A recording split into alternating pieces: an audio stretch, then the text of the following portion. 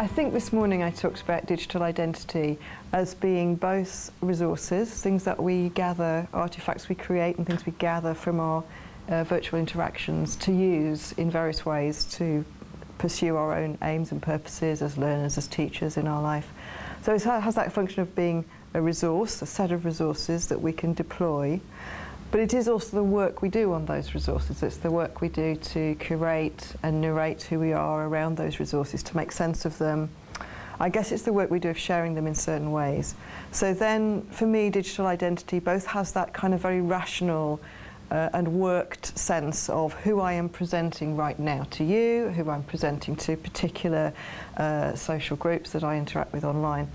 But it also has, as I was implying this morning, a kind of slightly uncanny resonance, because there are aspects of identity that are not in our control, that are taken from data that's out there about us that we can't necessarily reclaim or repurpose. It's taken from what other groups of people choose to recognise in what we're presenting to them. So I think social identity online has those kind of different components. It's a bit like light that's both a particle and a wave. It's a resource, but it's also the work we do on it.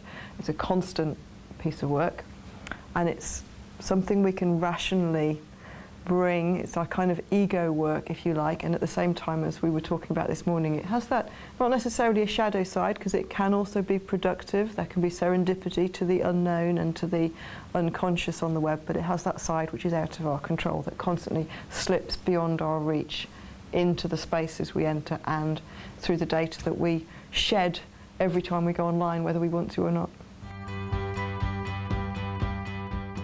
I think the impact is often very different for staff and students. So certainly when I started talking to academic staff about how they felt about their digital identity, and particularly talking to staff who are in some senses digital scholars or open scholars, why they do that, why they engage.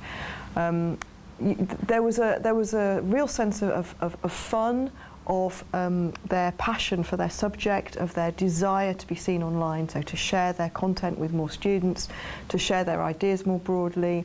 Certainly there were ego rewards in that, but there were not financial rewards, and the reputational rewards were kind of things that they could play with. There was a real desire to do that among a small cadre of academics who are entering that space, I suppose, and Martin Weller has written a lot about those benefits, the community benefits, the personal benefits of sharing ideas, of being a thoughtful, thinking person in a digital space. My impression is in recent years that a lot of what academics do with our online identities has become the subject of scrutiny and mandate, and certain sense of guilt or of requirement. So you have to keep your academic publications up to date, you have to keep your departmental web page looking good, you have to account for any research funding you've been given. And so there's a sense in which that kind of, like all work, sometimes that work can be a burden, but sometimes it can equally be a kind of joy. And as with our students, where our identity is concerned, we're very highly motivated, and that motivation is positive when we're motivated by pride, by kind of ego rewards, but it can be negative when we're motivated by shame or guilt or other kinds of requirement. And as I think we were also saying in discussion this morning, we have to be careful that we use that motivation to do identity work, or we make that motivation as positive a thing as it can be in the academic space.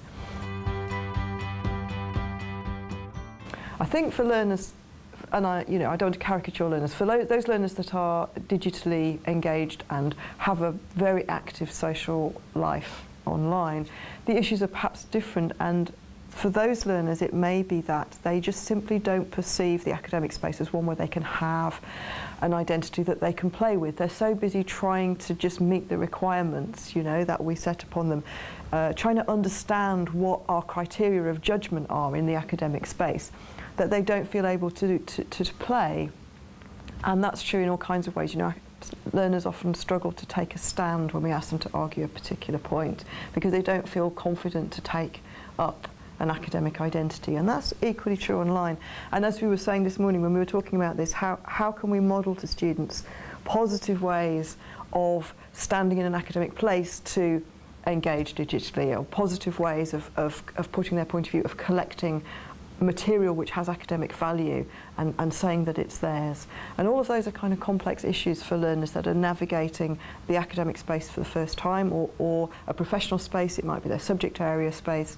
And yet it's often not the digital technology or the digital interface that is the challenge for them. That's, for many of them, very comfortable.